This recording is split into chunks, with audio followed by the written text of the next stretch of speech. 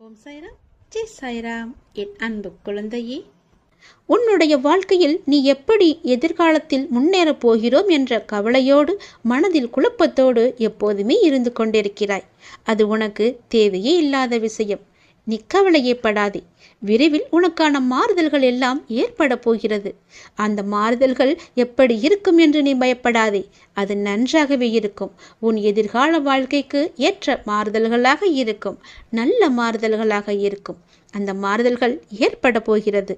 விரைவாகவே உன் வாழ்வில் அனைத்து மங்களங்களுமே உண்டாகப் போகிறது. உன் முன் ஜென்ம தொடர்பு ஒன்று உன்னை தேடி வரப்போகிறது. எப்போதோ உள்ள தொடர்பு உன்னை தேடி வந்து கொண்டிருக்கிறது. உனக்கும் அதற்கும் முன் ஜென்ம தொடர்பு ஒன்று எப்பொழுதும் இருந்து கொண்டே இருக்கிறது.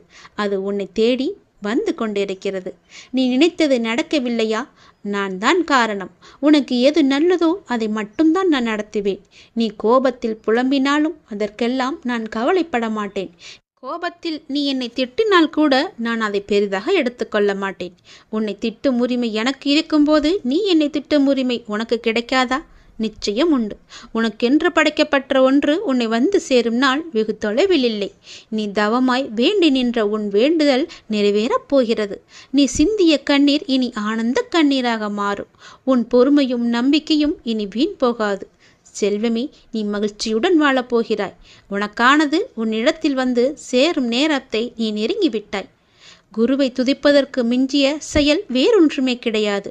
குருவே மும்மூர்த்திகளின் அவதாரம்.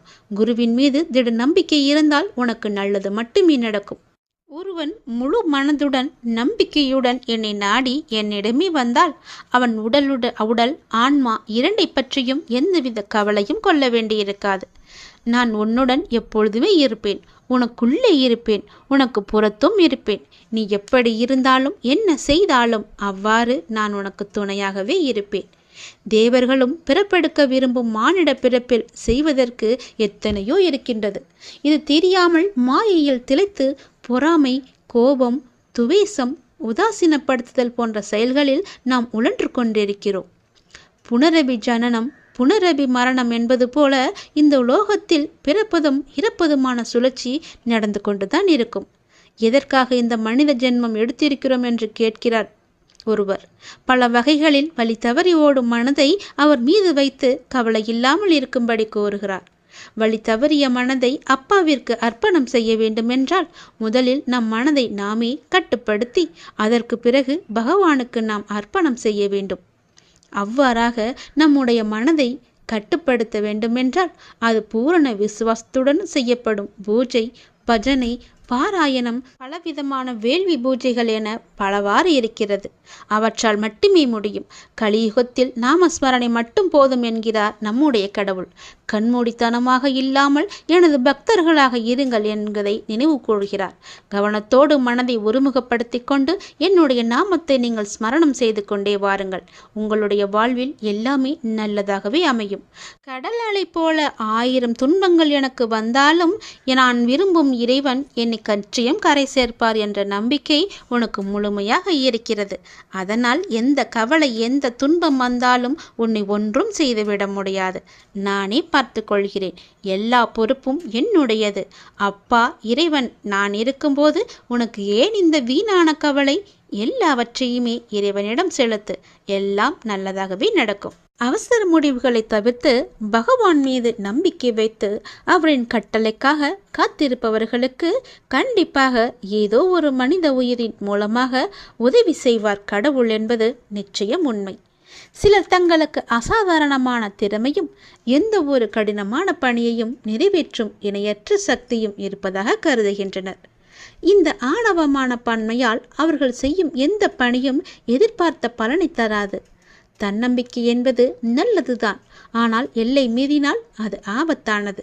மனித ஆற்றல் மற்றும் சக்தியின் வரம்புகளுக்கு அப்பால் தெய்வீக சக்தி உள்ளது என்ற உண்மையை பார்க்க வேண்டும். நம்மை குருடாக்கும் அகங்காரத்துடன் இணைந்த அகந்தை மனிதனின் வீழ்ச்சிக்கு பெருமையே. முதன்மை காரணம் அகந்தைதான். ஒரு குறிப்பிட்ட பிரச்சனையை எதிர்கொள்ளும் போது சிலர் அதை சமாளிக்கும் திறன் கொண்டவர்கள் என்று கருதுகின்றனர்.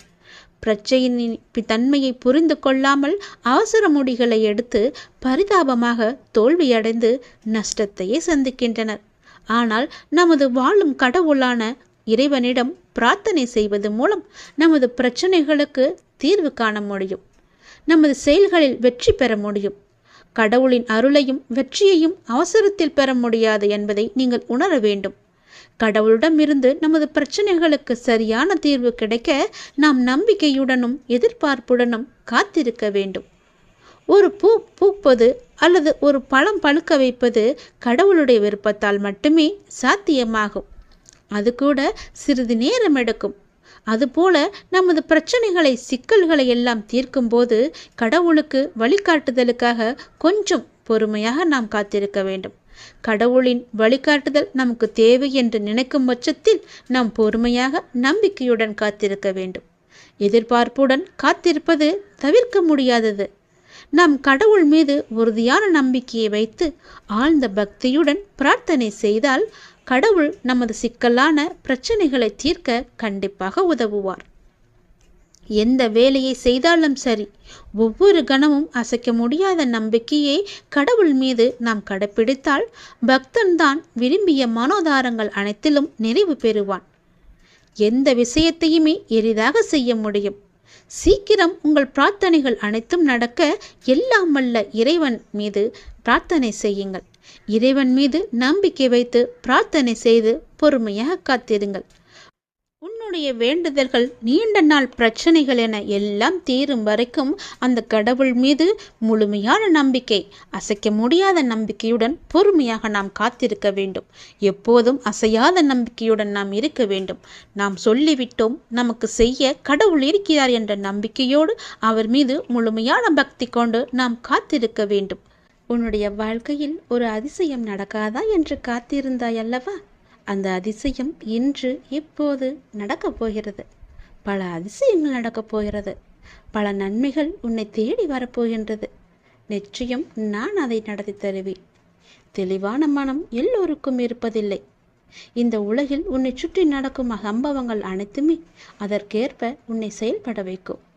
ஞானத்தால் அதை உணர்ந்து அதிலிருந்து உன்னை விலக்கிக் கொள்ள வேண்டும். நீ உணர்ந்து கொள். அது கொஞ்சம் கடினம்தான், ஆனால் நிச்சயம் உன்னால் முடியும். சில நேரங்களில் உன் கர்ம வினையால் நீ மாட்டிக்கொள்கின்றாய். ஆனாலும் என் மீது உனக்கு உள்ள நம்பிக்கையால் நீ மீண்டு வர முயற்சிகளுக்கு நான் உனக்கு துணையாக இருப்பேன். மீண்டும் உன்னை வரச் செய்வேன்.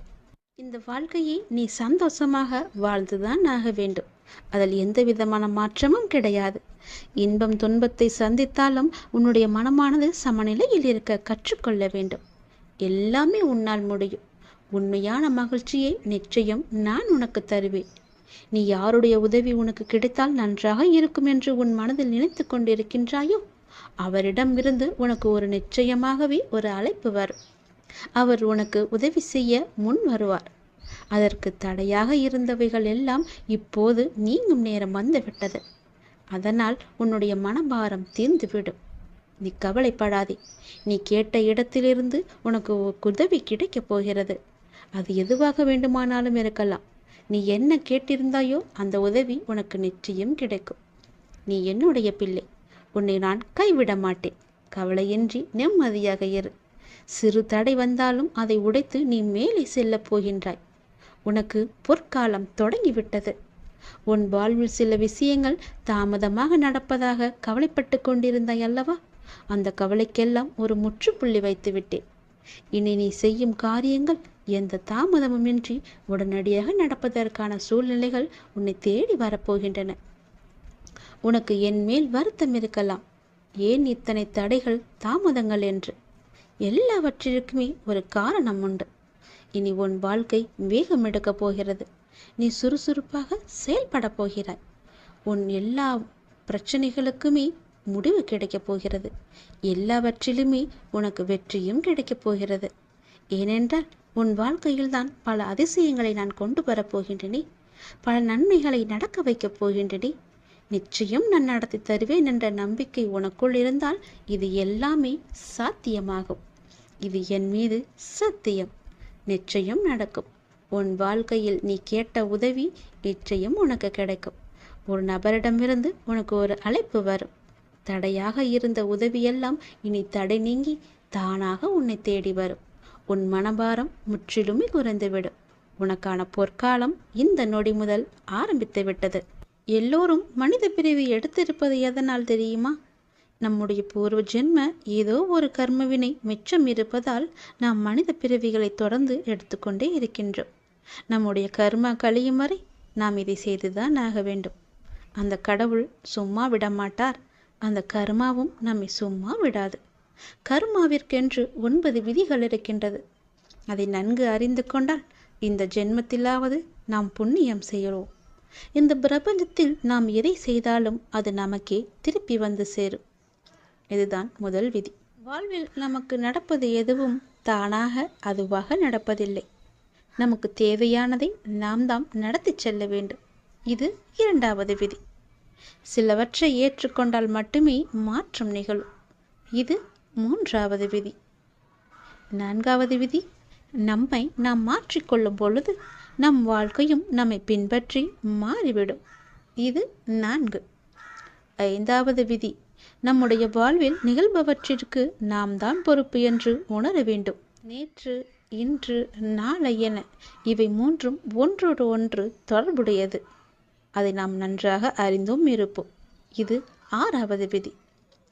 7வது விதி, ஒரு சமயத்தில் இருவேறு விஷயங்களை சிந்திக்க முடியாது. இது 7வது விதி. 8, நம் நடத்தை நமது சிந்தனையும் செயலையும் பிரதிபலிக்க வேண்டும். நாம் எவ்வாறு நடந்து கொள்கிறோம் என்பதுதான் நம்முடைய சிந்தனையும் செயலும் அடங்கியிருக்கிறது. இது 8வது விதி. 9வது விதி என்ன தெரியுமா? நம்முடைய முன்காலத்தையே நாம் பார்த்து கொண்டிருந்தால் நம்முடைய நிகழ்காலம் நம்மை விட்டு போய்விடும். எதிர்காலம் ஒன்று இருப்பதாகவே நம்மால் உணர முடியாது. இதோடு நம் வாழ்க்கை முடிந்துவிடும் என்று எண்ணிக்கொண்டே இருப்போம். இது 9வது விதி. இப்படி கர்மா தனக்குத்தானே 9 விதிகளை விதித்து வைத்திருக்கிறது. அதன்படிதான் நாமும் நடக்க வேண்டும். நாம் பிறருக்கு நன்மை செய்தால் நமக்கு ஏதோ ஒரு ரூபத்தில் பிற்காலத்தில் ஆபத்து காலத்தில் அதற்கு நமக்கு கை கொடுக்கும். நாம் ஒருவருக்கு தீங்கு செய்தால் அது நமக்கு பிற்காலத்தில் தீங்கை தான் தரும். அதனால் நாம் எது செய்தாலும் என்ன செய்தாலும் ஒரு முறைக்கு பல முறை யோசித்து நன்மையாக இருக்கும்படி நாம் செய்ய வேண்டும். யாருக்கும் எந்த நேரத்திலும் தீங்கு நினைக்கக்கூடாது. தீங்கு செய்யவும் கூடாது. பிறரை பற்றி புறம் பேசவும் கூடாது. நம்மால் முடிந்த உதவிகளை நம்முடைய கர்மாக்கள் குறைய வேண்டும் என்று ஆசைப்பட்டால் நம்மால் முடிந்த உதவிகளை செய்ய வேண்டும். கர்மவினை குறைவதற்கு என்ன எல்லாம் செய்ய வேண்டுமோ அவற்றை எல்லாம் செய்து கர்ம பந்தத்திலிருந்து நாம் விடுபட முயற்சி செய்ய வேண்டும். அமைதியாக இருந்து இறைவனின் பாதத்தை தஞ்சமடைந்து அவருடைய நாமத்தை நாம் ஜபித்து கொண்டிருந்தாலே போதும். நாம் பாதி கர்மாவை ஒழித்து விடலாம். நம் வாழ்க்கை சந்தோஷமாக இருக்க அப்பாவின் பாதங்களை இறுக்க பிடித்து கொள்ளுங்கள். நான் உன்னிட்ட ஒரு விஷயத்த சொல்லணும்னு ரொம்ப நாளாகவே நினச்சிக்கிட்டு இருக்கேன். அது எப்படி சொல்கிறதுன்னு தெரியாமல் தவிச்சுக்கிட்டு இருந்தேன். அதற்கான கால நேரம் சூழ்நிலை எல்லாமே இப்போ கூடி வந்திருக்கு. நான் சொல்வதை கொஞ்சம் காது கொடுத்து கேளு. பொறுமையாக கேளு. அவசரப்படாமல் கேளு. புரியுதா? உன்னை நான் இப்போ சொல்ல போகிறேன். இந்த வாழ்க்கையில் எப்போதுமே உன் முன்னாடி இருப்பதை மட்டும் நீ கவனிச்சு பாரு. உனக்கு பின்னாடி நோக்கி இழுக்கும் எந்த ஒரு விஷயத்தையுமே யோசித்து கூட நீ பார்க்காத. அப்படி பார்த்துன்னு வச்சுக்கோ, உன்னால் முன்னால் இருக்கும் வழியை பார்க்கும் தருவாயை நீ தவற விட்டுடுவ. நீ போகிற பாதை சரிதான். நீ பின்னாடி திரும்பி பார்த்துட்டே போனா நேர்பாதையிலையா போவ? வழி தவறி வேற பக்கம்தானே நீ போவ. அதனால் முன்னால் மட்டும் நீ பாரு. பின்னோக்கி நீ பார்க்கவே பார்க்காத. உன்கிட்ட ஒரு சிறு குறை இருக்குது. எல்லாத்தையுமே ரொம்ப யோசித்து அதை பெருசாக நினைத்து புழுங்கி புழுங்கி ஒன்று நீயே காயப்படுத்திக்கிட்டு இருக்க. அதை நீ உன்னிட்ட இருந்து முற்றிலுமாகவே தவிர்த்திடணும். உன்னுடைய கர்வம், உன்னுடைய ஆணவத்தை எல்லாமே நீ தூக்கி எறியணும். உனக்கு நிச்சயம் வெற்றி அப்போ தான் கிடைக்கும். உன்னை புரிஞ்சு கொள்ளாமல் உன்னை பற்றி 1க்கு 2 பேசியவர்களோட உன்னை முகத்தை நீ பார்த்தியா இல்லையா? அவங்கள்ட்ட இருந்து நீ விலகி போகணும். அவங்க அப்படி தானே தெரிந்த பிறகும் அவங்கள நம்பி உன்னுடைய நிம்மதியை நீ இழந்துக்கிட்டே இருக்க. அவர்களை நம்பாதன்னு நானும் பல முறை சொல்லிட்டேன். அவங்கள என்னட்ட விட்டுடு, நான் பார்த்துக்கிறேன். நம்பிக்கை துரோகம் செஞ்சவர்களுக்கு நான் பாடம் புகட்டுறேன். நீ எதுக்கும் வருந்தாத. அவங்க அப்படி பேசுனாங்கன்னா அது உண்மையாகுமா? எனக்கு தெரியும் என்னுடைய குழந்தை எப்படின்னு. நீ கண் கலங்காத, வருத்தப்படாத. எதுக்குமே நீ கண்கலங்கி நிற்கக்கூடாது. அவங்களுக்கு நான் எப்போ புரிய வைக்கணும் அப்படி நான் புரிய வைப்பேன். நீ என்னுடைய குழந்தை இல்லையா? நீ எல்லாருக்கு முன்னாடியும் வாழ்ந்து காட்டு. இப்போ நான் சொல்கிறத நல்லா ஞாபகம் வச்சுக்கோ. இது உனக்காக மட்டும்தான். ஏன்னா நீ ரொம்பவே மன அழுத்தத்தில் இருக்க. உன் மன அழுத்தத்தை குறைப்பதற்காகத்தான் நான் இப்போ ஓடி வந்திருக்கேன். உன்னுடைய கஷ்டம் தீர்க்க யாரும் இல்லைன்னு யோசிச்சுக்கிட்டு இருக்க தான் நான் உன்னை நோக்கி வந்தேன். அப்பா உன்னை பற்றி ஒரு விஷயத்த சொல்ல போகிறேன். எப்படி இருக்குன்னு சொல்ல போகிறேன். நல்லா கவனிச்சுக்கோ. உன்னுடைய வாழ்க்கையில் உன்னை அவமானப்படுத்தியவருக்கு உன்னுடைய அமைதியை மட்டும் நீ பரிசாக கொடுக்கணும். பெருசாக எதுவுமே செஞ்சிடக்கூடாது. உன்னை வெறுத்தவங்களுக்கு புன்னகையை நீ பரிசாக கொடு. உன்னை ஏமாற்றியவங்களுக்கு மன்னிப்பை நீ பரிசாக கொடு. உன்னை தேவைக்காக மட்டும் பயன்படுத்தியவங்களுக்கு உன்னுடைய நன்றியை நீ பரிசாக கொடு. ஏனென்றால் இவங்க எல்லாமே உன்னை சிதைத்தவர்கள் அல்ல. அவங்களுக்கே தெரியாமல் உன்னுடைய ஆழ் மனதில் யார் யார் எப்படிப்பட்டவர்கள் என்பதை ஆழமாக செதுக்கியவர்கள் அவர்கள். உன்னுடைய கர்மாவை ஒழிக்க வந்தவங்க அவங்க. அதனால் அவங்கள பற்றி நீ கவலைப்படாத. உன்னை அவமானப்படும் போது நீ அவதாரம் எடுக்கணும். வீழ்கின்ற போது விஸ்வரூபம் எடுக்கணும். நீ புண்படுகிற போது புன்னகை மட்டுமே செய்யணும். வாதாடுவதெல்லாம் விட்டுட்டு நீ வாழ்ந்து காட்டு. உன் வாழ்க்கை சந்தோஷமாக இருக்கும். மன நிம்மதியாக இருக்கும். சந்தோஷமாக நீ எப்பொழுதும் வாழணும்னா அப்பா சொல்வதை கேட்டு அதன்படி நடந்துக்கோ. நிச்சயம் உன் வாழ்க்கை செம்மையாக மாறும். நல்லது நடக்கும். உன் வாழ்க்கையில் நீ பயணித்த பாதையை நான் பார்க்கிறேன். சந்தோஷம் நிம்மதியை விட கஷ்டமும் கண்ணீரும் இருப்பதை என்னால் உணர முடிகிறது. உன்னை தேற்றுவதற்காகத்தான் நான் இங்கு உனக்கான எல்லாவற்றையும் சரி செய்து கொண்டிருக்கிறேன். உன் வாழ்க்கையின் சூடுகளை நான் திருத்தி எழுத உன் கர்ம வினைகளுடன் நான் போராடி வருகிறேன். அதை நன்றாக நீ உணர்கிறாய் அல்லவா? உன் கண்ணீரை உன்னை உண்மையாக நேசித்தவர்களுக்காக மட்டும் சிந்து. அதில் தவறு இல்லை. உன்னை துளி கூட மதிக்காது ஏளனமாய் பார்ப்பவர்களுக்காக கண்ணீர் என்னும் பொக்கிஷத்தை நீ வீணாக்காதே. உன் வழி நான் எப்படி புரியாமல் இருப்பேன்? உனக்கு மனவலி ஏற்பட்டதற்கு நியாயம் கேட்கிறாய். அதற்கு நான் நிச்சயம் நியாயம் வழங்குவேன். அது வரைக்கும் நீ பொறுமையாய் நம்பிக்கையுடன் இரு. உனக்கான காலத்தை நான் உருவாக்கிவிட்டேன். இன்னும் சிறிது காலத்தில் அதில் நீ பயணம் செய்ய போகிறாய். உன்னை நான் கண் கலங்க விட மாட்டேன். நீ கண் கலங்கினால் என் மனம் வலிக்கிறது. உன்னை நிச்சயம் நான் செம்மைப்படுத்தி உயர்த்துவேன். உனக்கு நான் எப்போதும் துணை இருப்பேன். உன்னுடைய உண்மையான உழைப்பு, தன்னம்பிக்கை, உண்மை, தைரியம் உள்ளவர்களுக்கு சோதனைகள் பல வரும். அதையும் தாண்டி அவர்கள் சாதனை படைக்கும் காலமும் வந்துவிட்டது. உறவுகளுக்குள் நீ பட்ட துயரெல்லாம் நான் அறிவேன். இருந்தும் நீ அவர்களிடம் கொண்ட அனுசரணை, செய்த தர்மம் என்றும் உன்னை வாழ வைக்கும். இனி உன் வாழ்க்கையில் நீ விரும்பிய வளங்கள் அனைத்தையும் உன்னை வந்து அடையும்படி நான் செய்வேன். இது உன் நற்குணத்திற்கான பரிசு. உன் மதிப்பை அவர்கள் உணரும்படி நான் செய்வேன். தேடி வந்த அதிர்ஷ்டத்தை நீ தொலைத்து விடாதே. இதை கேட்டுவிட்டு நீ தூங்கு. நாளை ஆனந்த கண்ணீருடன் நன்றி கூற நீ ஓடோடி வருவாய். உங்கள் வார்த்தைகளை எல்லாம் நான் கேட்கிறேன். அதனால்தான் நான் பச்சை நிற உடையில் வந்திருக்கிறேன். என்னை நம்பு. இந்த பாபா உங்களுக்கு பொறுப்பாக இருப்பார். நித்தம் நித்தம் எத்தனையோ சொல்லென்னா சோதனைகள். சோதனைகளினால் வரும் உனக்கு வேதனைகள். ஒவ்வொரு கணமும் உங்கள் பொறுமையையும் நம்பிக்கையும் தகர்க்க பார்க்கின்றன. எனக்கு எல்லாம் தெரியும். கொஞ்சம் பொறுமையோடும் நம்பிக்கையோடும் இருந்தால் உனக்கு மனநிறைவானதை என்னால் அளிக்க இயலும். நல்லதே செய். நான் இருக்கிறேன் உனக்கு. பாபாவின் செயல்களை அறிவது என்பது மிகவும் கடினம். ஆனால் ஒன்று மட்டும் உண்மை. பாபாவின் செயல்களில் ஒரு உட்பொருள் இருக்கும். அவரை நம்பும் பக்தர்களை அவர் என்றும் கைவிடவே மாட்டார். பாபாவின் விருப்பப்படியே அனைத்தும் நடக்கும். சில நிகழ்வுகள் நமக்கு கெடுதல் என நினைப்போம். ஆனால் கடைசியில் அது நன்மையாக முடியும். சில சமயங்களில் பாபாவின் தண்டனை நம்மை நல்லபடியாக பற்று வைப்பதற்காகவே இருக்கும். ஆகையால் உணர்ந்து குரு பகவானின் சாய்பாபாவின் ஆசியை நாம் பெற முன் வர வேண்டும். உனக்கு வரும் கஷ்டம் உன்னை தைரியப்படுத்தத்தானே தவிர உன்னை சோகப்படுத்த இல்லை என்பதை நினைவில் கொள். என்னிடம் உள்ளவன் கஷ்டத்தை பார்த்து கலங்க மாட்டான். மாறாக என் சாயப்பாவை மீறி என்ன நடக்கும் என்று தைரியமாக நிற்பான். உன் சாயப்பா உன் அருகில்தான் நிற்கிறேன். எதற்கும் பயப்படாமல் தைரியத்தோடு நில். உனக்கு வெற்றி கிட்டும். உன்னை தேடி அதிர்ஷ்டம் வரப்போகிறது. நல்ல அதிர்ஷ்டம் அது. அதை பெற்றுக்கொள்.